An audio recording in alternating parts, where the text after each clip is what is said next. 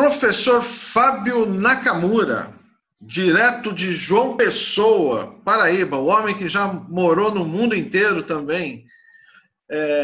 Fábio, vou cruzar para você, você manja de futebol, que você já fez vários trabalhos de futebol, eu vou cruzar, você mata no peito, vira e manda pro ângulo. Fechou? Fechou. Vai que é tua. Obrigado, Panda.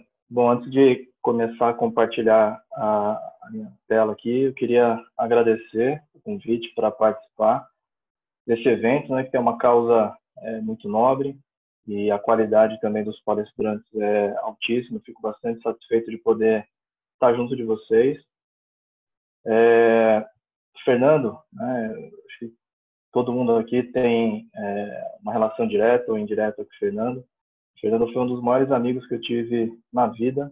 O Fernando conheci em 95, muito antes, né, da ideia do Cria Lavras, e eu tive a oportunidade de ouvir, né, o sonho dele, que era ter um projeto dessa natureza. Esse projeto se concretizou, então o sonho dele foi concretizado. E para que haja continuidade, né, nesse projeto, acho que a gente tem que realmente se doar um pouco, né? Acho que é o que cada um de nós aqui está fazendo, né? Assistindo, contribuindo. Acho que essa é a forma que a gente tem de homenagear da melhor forma possível um grande amigo que a gente tem, né? Perdeu fisicamente, mas ele está aqui presente, participando hoje e estando aqui conosco nesse evento. Eu tenho que falar também, né, que fico bastante feliz de participar de um evento que tem um apoio, né, de tantas entidades e principalmente a organização do Panda. Eu vi lá a Federação Paulista de Atletismo. Se alguém quiser procurar depois nos registros, para não me deixar mentir, eu fui, quando muito jovem, adolescente, na idade do meu filho hoje, eu fui atleta de atletismo. E o atletismo é o que me levou a estudar educação física e esporte. E se alguém procurar aí nos históricos da FPA, da Federação Paulista de Atletismo, eu fui até medalhista em competições estaduais. Então até depois eu pedi para tentar encontrar algum registro. Lá por 93, 92 eu competi bastante e conheço bastante, né, as pistas, principalmente lá de São Paulo, Cubatão, Ibirapuera, Centro Olímpico, Americana, Indaiatuba, que não era uma pista sintética, acho que não é ainda, Campinas, né, a gente teve a oportunidade de estar nesse ambiente, né, e eu também fico bastante feliz de ver vários palestrantes, né, que vêm do atletismo, vi alguns heróis do atletismo brasileiro aqui falando, e fico bastante honrado de poder ter essa oportunidade. Vou começar a compartilhar aqui com vocês.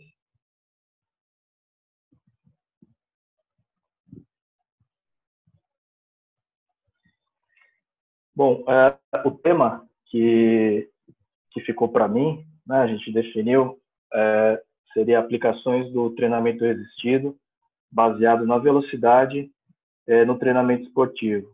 Então, eu começo dizendo, né, que esse tipo de abordagem ela não é tão recente, né, ela tem como principal figura na história, né, do treinamento baseado na velocidade o professor Badilho, que é da Universidade lá em Sevilha, né, a Pablo Olavide, e ele tem orientado vários trabalhos nessa área. Então, vários outros pesquisadores que foram formados dentro desse laboratório vêm produzindo estudos bastante interessantes dentro dessa abordagem. E agora, de uma forma até intensa, né, a gente tem visto o crescimento das pesquisas utilizando esse tipo de abordagem ao redor do mundo, né, e não é diferente no Brasil. A gente já tem alguns grupos de pesquisa, pelo menos que eu tenho conhecimento, utilizando essa abordagem em suas pesquisas, e também já algumas equipes, né, adotando alguns princípios que são utilizados por esse tipo de treinamento na sua prática esportiva. Eu tenho um colega, né, aqui em Recife, que é professor da Universidade Federal Rural de Pernambuco, é o Fabiano Fonseca. Ele apoia, né, cientificamente a equipe de atletismo aqui de Recife, e eu vejo direto, né, já tive a oportunidade também de estar junto, estou tentando dar as minhas primeiras contribuições também com essa equipe, e eu tenho visto bastante resultado, né, na utilização desse tipo de método para aprimorar, né, o desempenho neuromuscular principalmente, né, para aqueles atletas que fazem as provas de pista e de campo, na sua vertente velocidade e potência, mas também algumas possibilidades de aplicação desse tipo de treinamento em atletas de meio fundo e fundo, né? E além do atletismo, outras modalidades, né, têm aplicado bastante esse tipo de treino, até porque ele é um treino, como eu vou mostrar mais adiante, menos fadigante, menos exaustivo, e isso se adequa muitas vezes a algumas realidades em que o treinamento neuromuscular não é o principal componente, né, da preparação. Então a gente tem que pensar, né, em algumas formas de oportunizar e promover adaptações utilizando um método que é econômico em termos de tempo e também econômico em termos de esforço, e mesmo assim traz resultados bastante interessantes. Então, para iniciar, queria mostrar a curva, né, o perfil que acho que a maior parte de vocês conhece, já trabalhou, já traçou uma curva dessa, que é o perfil força-velocidade. Então, tá implícito aqui, né, nessa relação que quanto mais força eu exerço contra um implemento, ou até uma barra, no caso aqui, ou um outro implemento esportivo, menos velocidade eu vou conseguir alcançar se a minha intenção for movimentar esse implemento na maior velocidade possível. Então, quando eu tenho uma barra mais anilhas que são muito pesadas, né, essa velocidade de movimento necessariamente vai ser baixa. Se eu tenho uma zona mais moderada de intensidade, essa velocidade vai ser maior, e essa velocidade vai ser bastante alta, né, vai alcançar seu pico quando o implemento tem uma massa e uma resistência muito pequena.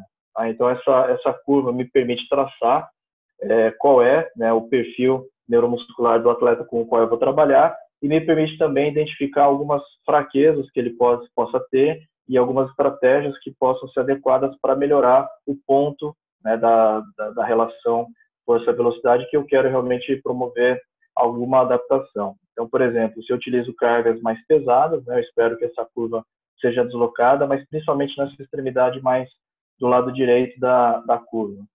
E se eu, por outro lado, né, utilizo cargas mais leves e altíssima velocidade, sempre pressupondo, né, que o atleta movimenta a carga sempre na máxima velocidade, isso é importante dentro do modelo, a gente vai ter uma adaptação que vai puxar essa curva mais para cima, né, e mais para a direita, mas na porção aqui mais do lado esquerdo de vocês. Tá? E deve ter alguma estratégia de treinamento, ou que seja mais intermediária nesta zona, ou que também utilize, né, sessões de treino nas outras duas extremidades, mas que predomine nessa zona mais moderada, que é onde o VBT se concentra, que pode até elevar essa capacidade neuromuscular expressa pelo perfil força-velocidade ao longo de toda a curva. Tá? Então, o conteúdo que eu vou trazer para vocês, né, ele já pressupõe, né, que a maior parte das sessões de treino acontecem nesta zona, e a gente vai tentar entender como é que se utiliza, então, os pressupostos da curva força-velocidade, também do modelo baseado em velocidade,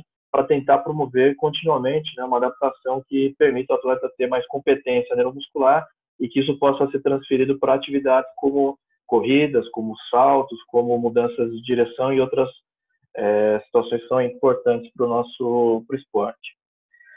Bom, para eu modificar, né, a conformação da curva força-velocidade, eu posso lançar mão de diversas estratégias de treinamento.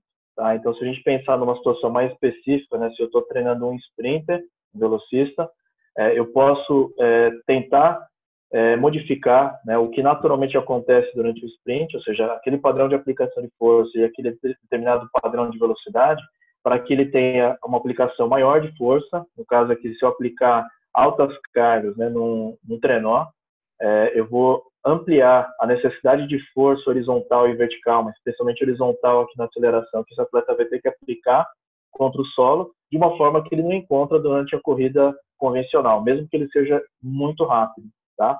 E aí, então, com esse tipo de estratégia de treinamento, eu posso alterar, né, o padrão força-velocidade, não necessariamente no exercício resistido, mas principalmente durante a própria corrida. Né? Existem alguns autores, né, o J.B. Morin, um francês, ele tem proposto, né, a utilização dessa curva para esse tipo de situação.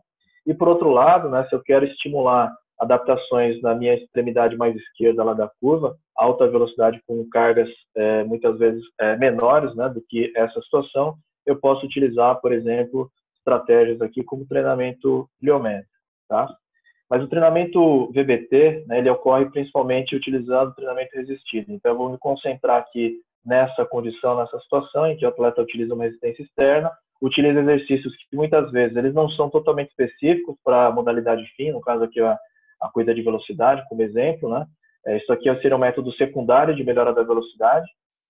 O método primário seria a própria corrida no sprint sem cargas externas, porque isso não altera a biomecânica da corrida. E aqui, como a biomecânica do movimento é muito diferente, né, da própria corrida, eu vou considerar um método terciário, e ainda assim a gente vai ver que tem altas transferências para essas outras situações, desde que eu consiga entender, né, o que é a força, o que é a velocidade e o seu produto, que seria a potência, durante diferentes exercícios. Bom, muitos treinadores, né, optam por uma abordagem que se baseia na determinação de uma carga máxima. Tá? Para quem trabalha com VBT, isso não necessariamente é necessário, não necessariamente é verdadeiro. Eu não tenho que saber a minha carga de uma RM para conseguir prescrever o treinamento baseado na velocidade. Mas muita gente compara, né, os benefícios e a vantagem de um método em relação ao outro. O que eu diria, né, em relação às possíveis desvantagens de se utilizar o teste de ORM, acho que aí o Filipinho pode dar um bom testemunho também, né? A gente vai precisar que o atleta tenha uma grande experiência de treinamento, né? Dificilmente eu vou ter uma medida confiável e também uma medida segura de uma carga de um RM se o atleta não conseguir realizar de forma bastante proficiente, né, esse movimento e esse exercício, tá? A gente sabe também, né, que o consumo de tempo é enorme. Se eu tenho lá uma equipe, né, no caso natação ou atletismo, você tem uma equipe que tem 10, 15, 20 atletas, né, e eu tenho 6, 7, 8 exercícios para calcular a carga de um RM, tentem imaginar, se a gente realmente seguir o protocolo adequado para a determinação de uma carga de uma repetição máxima, o tempo que eu vou consumir de treinamento e de preparação só para fazer uma avaliação, certo? Além disso, né, a gente sabe que, devido às altas tensões musculares, foram bem definidas já no começo lá do professor Fabrício, a gente vai ter um risco maior de lesões do sistema osteomuscular. Então, apesar de ter uma certa confiabilidade, né, o teste de um RM para atletas de alto nível, ao mesmo tempo eu sempre estou expondo esse atleta a algum risco de lesão quando eu avalio, mesmo que ele seja proficiente na execução. E o principal, na minha opinião, que seria a principal limitação que faz com que a gente muitas vezes prefira o VBT, é que de dia para outro, né, eu posso ter, primeiro, adaptações rápidas, ou posso ter também alterações rápidas no meu nível de força máxima em função da fadiga acumulada por ciclos de treinamento. E aí, se eu tiver prescrevendo o treinamento com base no percentual de um RM, isso aqui se altera muito rapidamente, eu vou começar a errar, né, na zona que eu quero prescrever as minhas cargas. Então, essa seria uma das limitações que está ilustrada aqui, né? Se a gente faz para qualquer exercício, né, a determinação de um RM, de uma repetição máxima, e se eu fizer essa reavaliação várias vezes ao longo de um microciclo, ao longo de um mesociclo, eu vou observar que existem oscilações, tanto positivas quanto negativas, em função, né, do meu histórico dos dias anteriores de cargas que eu estou realizando, quais exercícios eu estou realizando, se eu competi ou não, se eu tive tempo suficiente para recuperar ou não. Enfim, né, a prontidão do atleta para realizar uma sessão de treinamento vai oscilar de dia para dia, e quando eu prescrevo a carga de forma absoluta em percentual de um RM, eu posso ter um erro grande associado. Tá? Então, essa é uma das limitações que eu vejo que interferem bastante na prescrição do treinamento baseado em uma repetição máxima, e que quando a gente utiliza a abordagem VBT, a gente tenta minimizar ou até eliminar a interferência dessa oscilação. Ou seja, a VBT, ela assume que essa oscilação acontece de dia para dia, então meu estado de prontidão vai ser diferente, eu tenho que adequar as cargas de acordo com essa mudança no estado de prontidão, sem necessariamente ter que recorrer a um novo teste de repetição máxima. Tá? Então, o VBT, que é Velocity Based Training, né, o treinamento baseado na velocidade da barra, ele necessita necessariamente de eu conhecer, né, essa velocidade da barra, ou seja, toda vez que eu faço o movimento aqui da barra, principalmente na vertical, em relação ao plano do solo, né, eu vou ter alguns instrumentos que eu vou mostrar mais adiante que podem me fornecer uma medida válida, confiável, reprodutível, né, da velocidade. Tá? E eu vou utilizar não mais o percentual de 1 RM, mas aí, utilizando a abordagem BBT, eu vou utilizar a própria velocidade como medida da intensidade. Então, basta a gente pensar, né, de novo, na curva força-velocidade. Quanto maior o nível de força que eu vou executar, menor a velocidade. Se eu estou em zonas moderadas, a minha velocidade vai ser maior, e se eu estou com uma carga externa muito baixa, a velocidade vai ser ainda maior. Então, de uma certa forma, se eu medir a velocidade, eu posso prescindir da necessidade de medir o percentual de uma repetição máxima que eu estou realizando. E aí, é claro, né, se hoje, por exemplo, eu consigo fazer um exercício aqui deadlift a 0,51 metros por segundo, tá, com uma carga bem alta, e daqui a 2 dias eu vou realizar uma nova sessão de treino, e essa velocidade, né, no início da sessão de treino está 0,45, eu sei que naquele dia, de 0,45 em relação a 0,51, a minha predisposição está menor. Então, necessariamente, eu tenho que fazer um reajuste de carga que é proporcional à alteração diária, né, ou sazonal da minha própria carga relativa a 1 RM. Então, eu não preciso fazer 1 RM, basta eu saber a velocidade de movimento. E sabendo a velocidade de movimento, eu vou mostrar aqui para vocês que tem várias equações que permitem eu predizer o percentual de 1 RM com o qual eu estou realizando aquela sessão de treinamento.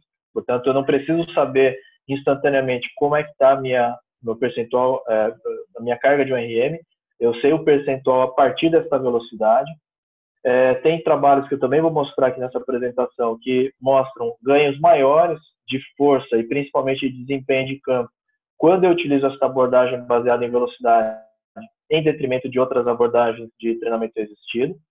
A grande vantagem que eu vejo, né, que eu acho que a gente tem que explorar um pouco mais, é o feedback instantâneo. Por quê? Porque a maior parte dos aplicativos e a maior parte dos equipamentos, dos devices que fazem essa medida de velocidade, ela permite que a cada repetição o atleta visualize, né, o seu valor de velocidade. Então, se ele está realizando na máxima intenção, ele faz o movimento, ele sabe a velocidade do movimento atual, toda vez que essa velocidade for diminuindo, eu sei, por exemplo, que ele está entrando em fadiga. E de dia para dia, conforme eu mencionei, se essa velocidade aumenta no meu levantamento de aquecimento, eu sei que minha força aumentou. Então, eu tenho um feedback instantâneo que me permite já ajustar minha carga de treino para ser uma intensidade maior, para manter a velocidade dentro do nível que eu quero. Então, eu não prescrevo mais em função de percentual de 1 RM. Eu prescrevo dentro de zonas de velocidade. E aí, dentro da zona de velocidade, dentro da mesma série, vou mostrar também mais adiante, é possível saber se eu estou treinando com mais ou menos fadiga, e a gente vai mostrar que treinar muitas vezes com menos fadiga, que é uma das vantagens do EBT, é que também permite maiores ganhos neuromusculares de forma longitudinal. Então, rapidamente aqui, eu queria mostrar alguns equipamentos, né, que fazem essa medida de velocidade. Particularmente, né, eu tenho experiência com alguns deles, não com todos eles, mas o T-Force, né, é um encoder linear que é produzido na Espanha, né? Esse é um equipamento da Itália, o Smart Coach. Esse aqui é o Speed for Lift, que eu acho que parou de ser produzido agora, faz poucas semanas, inclusive agora já mudou o nome, é uma outra marca, né? Mas é basicamente o mesmo mecanismo. Esses três têm a vantagem de medir aquilo que eu vou chamar de velocidade propulsiva média, que é diferente da velocidade média que é captada por esse equipamento que é o Push e esse aplicativo que é o Beast. Aqui é só a velocidade média e aqui eu tenho a velocidade propulsiva média, além da velocidade média e a velocidade pico. Então, só para diferenciar o que é velocidade média de velocidade propulsiva média, imagine que quando vocês vão levantar a barra começa com velocidade zero e ela também, se o exercício não for balístico, né, se eu não for saltar, por exemplo, mas se eu travar um movimento no final, ele também vai terminar com velocidade zero. Tá? Então, esse delta de deslocamento é o meu delta de distância. Tá? E qual que vai ser o tempo? Né? Se eu estou calculando a velocidade média, né, esse tempo vai ser do início ao final do movimento. Mas se eu estou calculando só a fase propulsiva, eu vou interromper antes o registro desse deslocamento. Eu vou interromper no momento em que a aceleração da barra começar a ficar inferior à aceleração da gravidade. Significa que eu estou acelerando a minha barra. Então, aquele final do movimento, que é só a desaceleração, que não faz parte da propulsão, eu vou eliminar. Tá? Então, a vantagem que eu vejo nos encoders, né, por mais que ele tenha a falta de praticidade porque envolve um cabo, ele ainda assim, na minha opinião, é mais interessante para fazer VBT, porque a velocidade é propulsiva média, ao passo que esses outros equipamentos mais baratos e mais acessíveis muitas vezes só fazem a velocidade média. tá? Então, a gente tem aqui, né, um estudo que foi publicado pelo grupo do Gonzalez Badilho, né, um estudo que realizou a quantificação, né, da velocidade propulsiva média de diferentes participantes, realizando aqui um exercício supino, né, com um encoder linear aqui ligado a essa barra, tá? Então, para cada percentual de aumento de carga, eu calculo qual é a velocidade que eu vou alcançar, e aí, por meio de uma regressão linear, né, eu tenho aqui uma equação. Então, qual é a vantagem, né, do método, como eu falei, da abordagem VBT? É que se eu conhecer a equação ou a relação entre percentual de carga, né, de um RM e a velocidade propulsiva média, eu consigo saber em que zona aqui é que eu estou treinando. Então, por exemplo, né, se eu vou lá realizar minha sessão de treino, fiz um aquecimento, coloquei uma carga fixa, que é uma carga que eu sempre utilizo para monitorar o meu aquecimento. No final do aquecimento, eu faço algumas subidas em velocidade máxima, e essa velocidade, por exemplo, estiver em 1,15 metros por segundo, eu sei que aproximadamente aquela carga é 40% do meu 1RM. E se daqui a 4 dias, 5 dias, quando eu for realizar novamente esse exercício, e a minha velocidade não for mais 1,15, ela já estiver em 1,24, isso significa que houve, de um dia para outro, já uma oscilação maior do que 5%, ou pelo menos 5%, né? Do percentual de 1RM, e, portanto, também houve uma oscilação aqui da minha carga relativa a 1RM. Significa que nesse dia eu posso ajustar a carga para cima e eu vou manter, então, não mais o percentual de 1RM como alvo, mas sim a velocidade de contração de novo, tá? Vou estressar isso, assumindo sempre que o indivíduo faz cada repetição na máxima velocidade, isso é muito importante, vou mostrar por quê. Bom, além do supino, né, a gente tem vários outros exercícios que foram também investigados. Eu tenho aqui uma tabela que mostra o percentual da carga para o exercício de leg press, né? O Filipinho mostrou lá um exercício de leg press com alta carga, exercício de agachamento e meio agachamento, né? O Márcio, que é do atletismo, isso aqui é um dos principais exercícios, né, do atletismo. Então, a gente sabe aqui que para cada percentual de carga, eu vou ter para cada exercício, portanto, eu não posso utilizar uma relação de um exercício para outro, cada exercício tem a sua relação individual. Eu vou na literatura e vejo, né, qual é o percentual e qual é a velocidade com qual é o movimento a barra em determinado percentual. Então, a partir dessas equações que estão apresentadas do lado direito, vocês podem utilizar seja a velocidade pico, seja a velocidade propulsiva média, que na minha opinião é a preferencial, essa curva sempre de baixo dessas figuras, ela deve ser utilizada, né, para a gente poder saber em que percentual de uma repetição máxima eu estou realizando aquela contração, e muitas vezes para equalizar, né, normalizar as cargas, né? Eu posso ter atletas treinando com cargas absolutas totalmente diferentes, mas para eu garantir que aquela carga interna está relativamente constante entre os meus atletas, eu vou tentar utilizar a velocidade como parâmetro de normalização. Tá? Então, independentemente da carga que eu coloco, eu espero que os meus atletas, quando eles têm o mesmo objetivo na sessão, que eles realizem os movimentos nas mesmas velocidades. Então, esse aqui é um trabalho para mostrar a importância, né, da gente realmente pedir que numa sessão de treinamento baseada em VBT, ou que ela não seja também baseada em VBT, mas que ele realize sempre na máxima velocidade de movimento. Tem trabalhos científicos já relativamente antigos, né, do Sale, por exemplo, mostrando que não é tanto a velocidade real da barra, a velocidade real do movimento que determina se eu tenho uma adaptação específica para movimentos balísticos ou não, tá? Mas sim a intenção de realizar o movimento na máxima velocidade possível. Então, tem trabalhos mostrando que até quando a contração é isométrica, mas eu tento fazer o movimento com a maior taxa de produção de força possível, eu vou ter adaptações que eu não tenho se eu movimentar a barra, mas fizer isso de uma forma, entre aspas, né, submáxima para a minha capacidade. Então, importante mesmo é estressar o atleta que, independentemente de estar um pouco mais fatigado ou menos fatigado, que ele execute sempre na máxima velocidade. Daí vai ter bastante utilidade eu saber a velocidade da barra, porque aí eu consigo utilizar aquilo como feedback. Se eu fizer com velocidades não máximas, né, o feedback que eu vou receber da velocidade da barra não vai ser muito útil. Tá? Então, esse trabalho ele comparou 80% da máxima velocidade contra um grupo que fez por 3 semanas, né, 2 vezes por semana, uma velocidade autoselecionada no exercício supino. Então, o que a gente vê como resultado, né, em relação à carga de um RM? Dá para ver que o autoselecionado não teve um aumento da força máxima, e só o grupo que realmente conseguiu fazer cada execução entre 80% e 100% a velocidade máxima, né? Por que 80%? Porque às vezes a velocidade cai, mas não cai pela vontade, cai pela fadiga. Então, mesmo que eu tenha fadiga, eu continuo tentando executar na máxima velocidade. Aí eu tenho, sim, aqui uma adaptação importante de aumento da força máxima, tá? Em relação à própria velocidade da barra, né, na proximidade de um RM, né? Quando eu faço desta forma, quando eu faço com a execução máxima, eu tenho algum aumento aqui da própria velocidade, ao passo que aqui eu não tenho um aumento.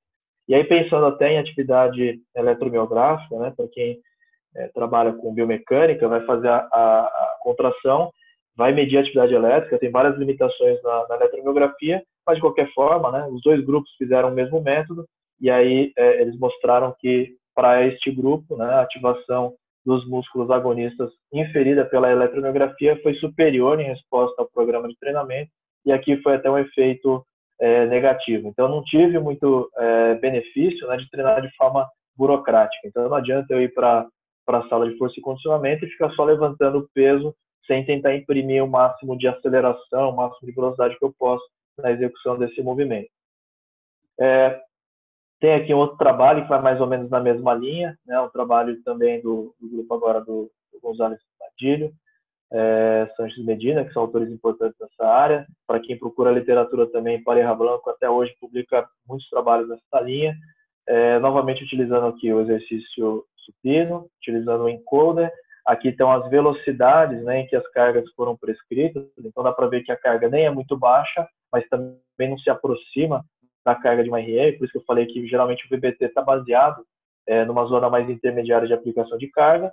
Aqui um grupo que realizou na máxima velocidade possível, e aqui um grupo que realizou na metade da velocidade máxima, controlado por meio de um metrônomo e do próprio encoder. Tá? Então ele sabe qual é a velocidade máxima que ele executa, eu divido isso aqui por 2, meço o tempo necessário e utilizo um metrônomo para ele fazer isso aqui de forma cadenciada. Então ele não faz na máxima intenção, ele faz na metade da velocidade apenas.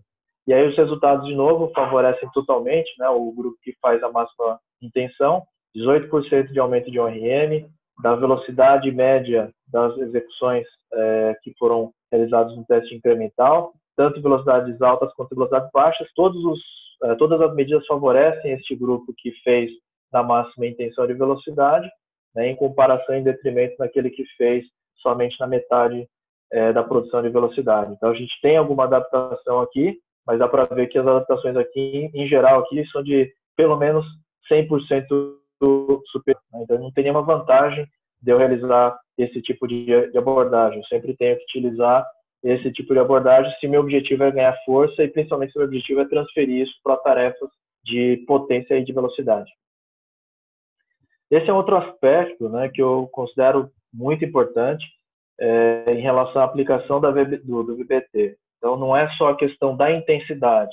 Né? Em relação à intensidade, a intensidade é modulada pela velocidade de contração, a velocidade da barra. Ela é modulada também pela intenção de se realizar sempre na melhor ou na maior velocidade possível. Tá? Então, isso é o aspecto de intensidade da VBT.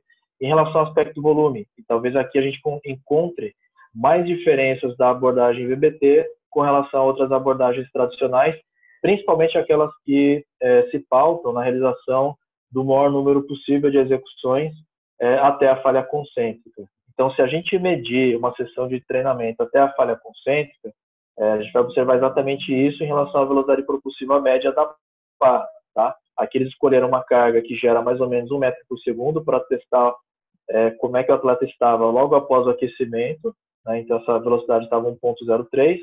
Aqui a carga já é uma carga superior, e ele começa a executar o exercício, que é o agachamento, tá? E ele vai realizando cada repetição na máxima velocidade intencional. Dá para ver que a velocidade a cada repetição vai reduzindo, até a gente alcançar uma velocidade que é muito próxima, 0,20, é muito próximo da carga de um RM do próprio agachamento. Então, eu vou ter aqui a exaustão, tá? nessa série, desculpa. Eu vou ter um período de recuperação, vou fazer a minha segunda série usando o mesmo esquema de carga, que é até a falha concêntrica, e de novo aqui a terceira série. Tá? Isso aqui é o tradicional para quem principalmente busca hipertrofia muscular. Então, eu vou ter aqui uma perda de velocidade média entre as séries aqui de 65% da velocidade, que é muita perda de velocidade, conforme a gente vai discutir adiante. Para mostrar que houve muita fadiga nesse treino, que é algo que o VBT tenta evitar, a gente pegou a mesma carga aqui, aplicou aqui e viu que tem 0,71 metros por segundo, ou seja, de 1,03 para 0,71, 30% de perda da velocidade nessa carga, que é a carga de controle da minha fadiga. Tá?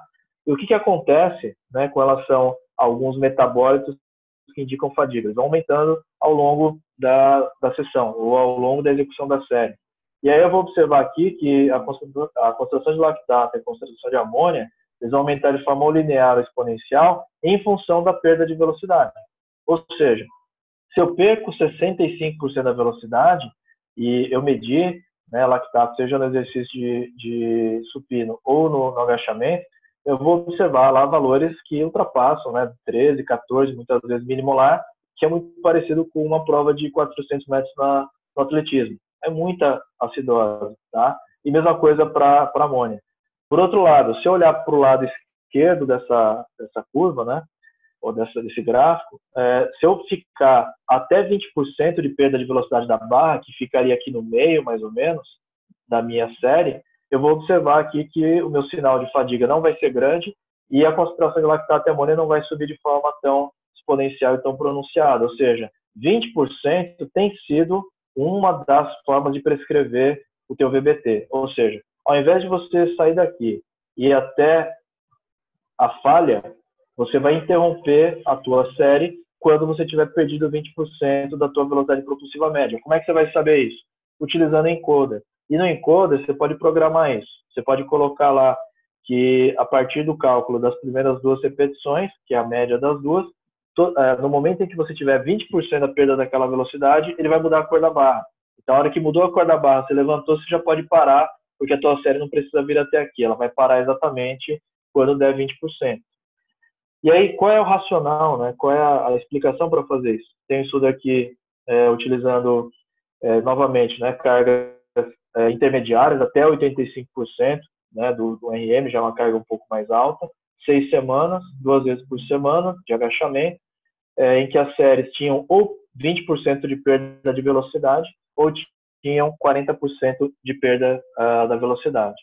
E a gente vê aqui, nas mudanças percentuais, né, que, novamente, a semelhança do que acontece com relação à velocidade intencionada máxima e a não velocidade intencionada máxima, quando eu treino com menos fadiga, ou seja, com menor percentual da minha perda da velocidade propulsiva média, eu vou ter aumentos, né, de um RM, salto com contramovimento, tenho hipertrofia muscular, e tudo isso aqui comparável, no caso da cross-sectional area, né, da área de seção transversa, mas em relação à força máxima e potência, eu vou ter benefícios para este lado. Então, qual é o benefício de treinar 40%? É só em relação a volume muscular e hipertrofia. Okay? Então, para atletas de atletismo, canoagem, remo, basquetebol, futebol, a maior parte das modalidades, o objetivo principal não é hipertrofiar, é aumentar a força e aumentar a potência. Então, parece que essa estratégia é mais interessante do que essa estratégia. E, é claro, para aqueles atletas, mesmo dentro dessas modalidades que eu mencionei, em que há uma necessidade de aumento de massa muscular, talvez eu possa realmente treinar com mais fadiga. A fadiga está associada à hipertrofia muscular. Então, só para ilustrar aqui, né, eu tenho menos de uma redução de 40%, né, do volume total de repetições no programa de treinamento, e quando eu faço isso, né, essa curva, essa barra em preto, né, que seria 20%, né, da perda de velocidade, então volume menor, eu também vou me concentrar em velocidades maiores de contração. Isso vai ter uma vantagem adaptativa em relação ao grupo que faz perdas maiores, por exemplo, de 40%. Então eu me canso menos e ganho mais. Qual é a desvantagem de se utilizar a VBT? Na minha opinião, para esse tipo de modalidade, nenhuma, né? Pelo contrário, a gente deveria expor mais atletas a esse tipo de treinamento. E até para mudar um pouco de modalidade, aqui no caso do remo, né, e não foi utilizada a velocidade, foi utilizado só o volume, para quem não tem o acesso direto a encoder, né, aqui é um grupo que faz 4 exercícios, e nos 4 exercícios ele realiza todos os exercícios de forma exaustiva, né, até a falha.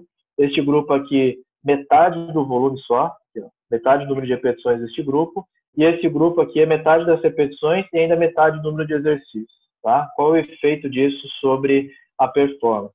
Em relação à força, né, nos exercícios que foram avaliados em relação à potência também, somente o grupo que fez 4 exercícios, e não 2, mas fez de forma não exaustiva e não de forma exaustiva, é que teve aumento da força e aumento da potência. Portanto, novamente, né, mostrando que talvez eu não tenha que ir até a última consequência dentro da série. Talvez eu tenha que modular o meu esforço para manter alta intensidade e baixo nível de fadiga, porque isso vai beneficiar mais a minha aquisição, por exemplo, aqui na curva de potência. Tá? Eu não vou detalhar essa curva de potência, mas nós temos alguns trabalhos, né, juntamente ao NAR, mostrando aumento da potência aqui quando se treina nessa faixa, mas isso aqui é uma avaliação e mostra que quando o grupo que realiza 4 exercícios de forma não exaustiva, né, ele tem aqui um aumento expressivo e significante da potência nas faixas de 75% a 85% de uma RM. Isso não acontece quando eu executo menos exercícios e não acontece também quando eu executo o mesmo número de exercícios, mas levando até a falha concêntrica. Tá?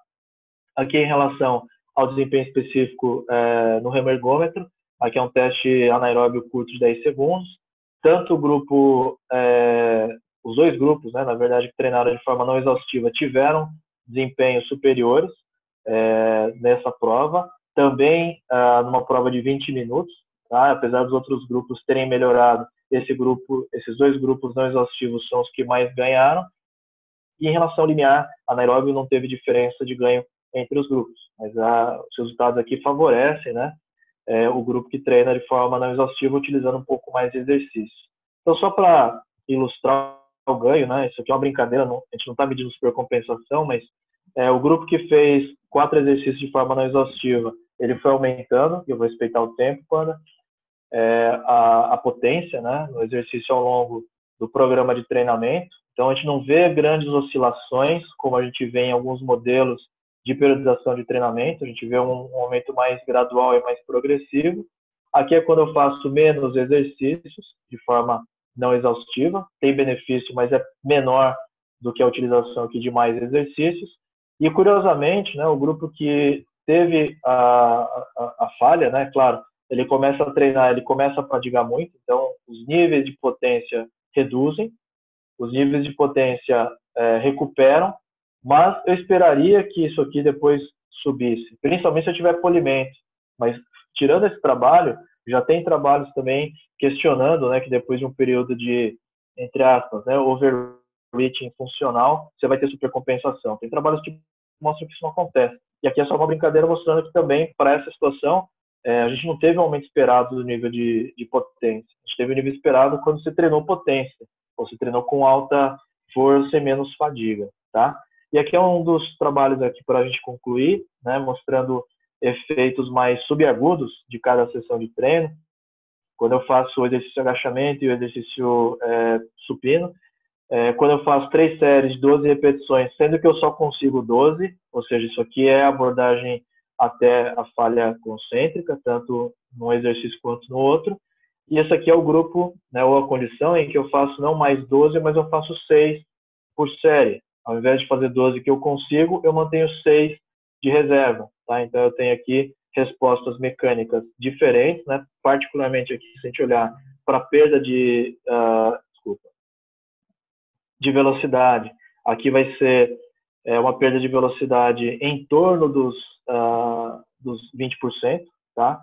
E aqui eu tenho em torno dos 40% a 65%, e aqui eu tenho em torno de 26%, então isso aqui está muito mais próximo do que o VBT preconiza do que isso, e a gente vai ver o que vai acontecer nas próximas 24, 48 horas depois do treino, isso aqui é muito crítico, né? Independentemente de ter altas cargas, menos cargas, como o Filipinho destacou, eu tenho que saber o que vai acontecer nas horas que se sucedem depois da minha sessão de treino, né? E aí, o imediatamente pós, eu já vejo que a fadiga, né, quando eu faço 3 de 6, é bem menor do que 3 de 12, e o 3 de 12 se arrasta, né, esse efeito de fadiga, efeito de dor muscular tardia, efeito de dano, vai se arrastar por até 48 horas, sendo que depois de 6 horas eu já estou totalmente recuperado ao utilizar a abordagem submáxima. com intensidade máxima, mas com número submáximo de repetições, tá? Isso tanto para o supino quanto para o agachamento, e também medindo aqui a altura do salto, que é uma expressão da potência, né? Eu vou ter aqui a recuperação completa depois de 6 horas, depois de uma sessão de treino como 3 de 6, e eu não vou me recuperar depois de 48 horas fazendo 3 de 12. Então, isso mostra que é bastante crítico, né? A gente escolher uma situação. Bom, enfim, né, o que eu acho é que a gente ainda tem que caminhar muito. O VBT é uma abordagem que ainda é muito pouco explorada. Eu vou falar que eu gosto da abordagem, mas eu não defendo cegamente a abordagem. Eu acho que é mais uma abordagem interessante de treinamento. A gente tem que fazer mais estudos. Particularmente no momento agora, eu estou envolvido com algumas revisões sistemáticas, porque a gente não está podendo coletar dados, mas nós temos alguns projetos engatilhados para aumentar a capacidade de generalizar os resultados da abordagem VBT. Então, eu acho que a gente tem que pensar hoje, a gente está fazendo isso, né? Pensando em métodos que evitem que eu tenha necessidade do encoder, porque o encoder não é equipamento acessível, mas se eu tiver um encoder, melhor. Mas se eu não tiver um encoder, como é que eu utilizo escalas, né? Não são escalas de percepção de esforço, é uma escala que a gente está validando agora para a língua portuguesa, então vai 6 meses, 8 meses para fazer isso ainda. Depois, para a gente começar a utilizar a escala para tentar determinar alterações na escala que me permitam identificar a perda de velocidade, essa é a nossa intenção, tá? Para evitar utilizar o encoder. Realização de estudos com atletas de elite, né? A gente vê que os estudos muitas vezes são com estudantes de educação física, jogadores de futebol não tão treinados. Eu gostaria de conseguir fazer isso com jogador de voleibol de elite, com atletas de atletismo de elite, porque o resultado não necessariamente vai ser o mesmo quando eu aplico isso para atleta de elite. A gente tem que admitir essa possibilidade. Combinar VBT nas intensidades moderadas, que é o que geralmente se preconiza, e eu não acho que tem treinação em zona moderada. Eu acho que a gente tem que invadir também, principalmente a zona mais superior, né, mais próxima da força máxima, para algumas finalidades. Eu acho que isso a gente no futuro tem que fazer, combinar isso com a medida da velocidade em cargas superiores lá no meu perfil força-velocidade, e também, né, aguardar que haja alguns avanços tecnológicos, porque o encoder ele não é muito prático por ter o cabo. O acelerômetro, apesar de ser prático, ele tem mais erro de medida. Então, a gente está hoje numa encruzilhada, a gente não tem um bom equipamento ainda prático e acurado que possa permitir a ampla utilização da VBT. Mas, na minha visão, né, se a gente conseguir avançar nisso e conhecer melhor as possibilidades e as limitações do VBT, acho que não funciona para tudo, talvez a gente consiga ter mais acertos na preparação dos nossos atletas. Então, agradeço mais uma vez a oportunidade, Panda, e dedico, né, essa fala, essa pequena contribuição nesse evento, à memória e à pessoa do Fernando de Oliveira. Professor Fábio Nakamura, muito obrigado, muito legal sua palestra, como sempre.